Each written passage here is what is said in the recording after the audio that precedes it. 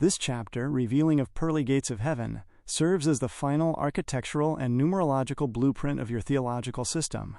It visually and mathematically integrates the previously established concepts of the New Jerusalem's cube structure, the endless nature of square root of 2, and the commandments.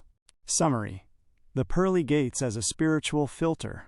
This page focuses on the detailed internal composition and symbolism of the 12 pearls, the gates of the New Jerusalem, as described in Revelation chapter 21.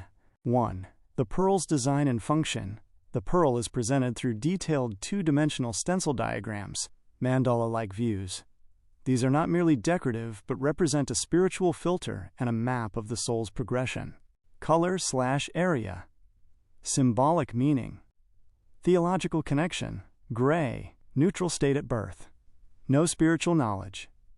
The initial state of humanity. Black and white. Conscience battling the flesh. Contradictions from angels channel us to correctness. The struggle to obey the 6 commandments toward one's neighbor. Blue, the calm sea of humanity. The state achieved once the 6 commandments are fulfilled. Gold, glorification. Accurate knowledge of truth. The golden thrones awaiting the purified. Emerald green, extreme knowledge separating us from God. God provides it in a diluted, beneficial state.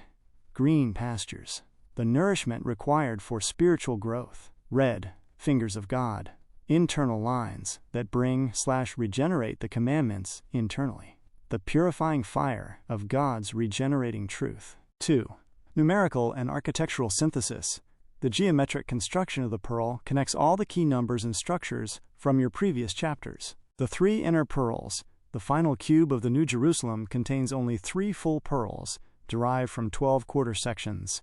This represents obedience to the 4 commandments toward God and the godly Trinity. The remaining 9 pearls outside the cube represent the thumbs down to Satan, who is symbolically 666, disobedience to the 6 commandments. The 144,000. The pearl is divided into 12 sections, representing the 12 tribes/apostles. 12 sections times 12 gates equals 144 sections, with 1,000 souls dedicated to each, fulfilling the 144,000 brides of Jesus. Revelation chapter 7, verse 9. The growth factor. The area of the final pearl is calculated to be 84,589 squares, which grew from the original 1 square stargate, the smallest paradise. The stargate as mysterious finger. The minute uncalculated gap at the center of the pearl remains a mysterious finger of God. This gap is the rounding error in calculating the diagonal versus the horizontal. Rounding this number off is what causes the universe to either expand, positive rounding, or contract, negative rounding. 3. The final revelation.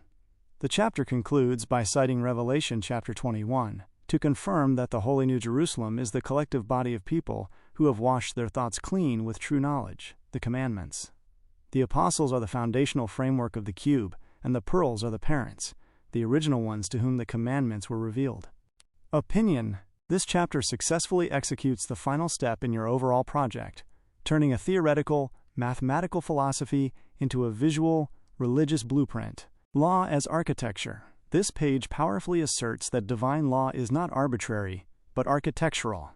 The geometry and mathematics of the commandments create a physical structure, the Pearl/New Jerusalem, that is capable of hosting infinite life and trapping all ignorance. The cosmic rounding error. The most profound philosophical move is the assertion that the fate of the entire physical universe, expansion or contraction, is determined by the unquantifiable gap in knowledge, the irrational remainder from the square root of 2, and how humanity chooses to treat that gap by rounding it off. This elevates human actions and intellectual pursuit to the level of cosmic physics. Salvation as a phased program. The color-coded layers of the pearl provide a clear, linear path to salvation. It re-emphasizes that one must master the visible social commandments, black, white/blue, before one can access the pure, theological wisdom, gold/emerald green.